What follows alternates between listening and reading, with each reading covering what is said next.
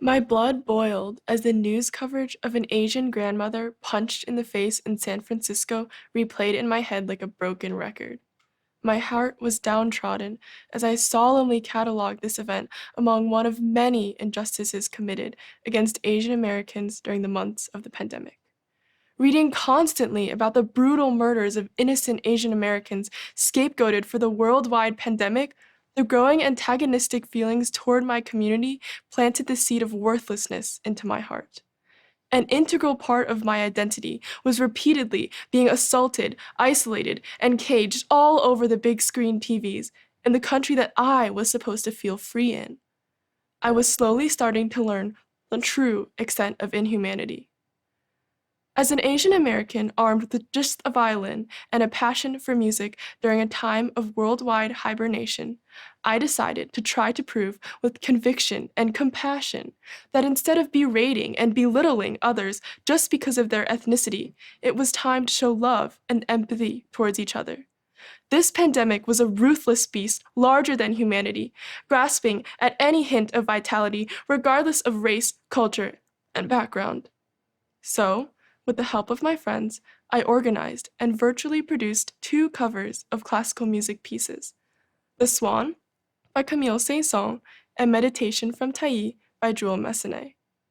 I compiled all of our individual playing, overlaid it with media depicting acts of kindness during the pandemic, and dedicated it to the COVID-19 relief effort, sending it into local hospitals like the Cleveland Clinic and university hospitals and broadcasting it within our school. I also collaborated with my two sisters and our friend to produce a holiday album and posted it on social media in order to spread warmth and positivity during the height of the pandemic. As life is slowly starting to return back to normal, I'm hoping to reach out and dedicate more of my efforts to subduing both outward violence and microaggressions toward my community by becoming more active online and using music to continue to bridge that divide between prejudice and harmony. Unfortunately, fighting racism is a never-ending battle. There is still so much work to be done. Recently, I was incredibly disheartened to hear of disgusting comments made toward my 9-year-old sister at her school, in a community in which we trusted to be kind and loving to our children.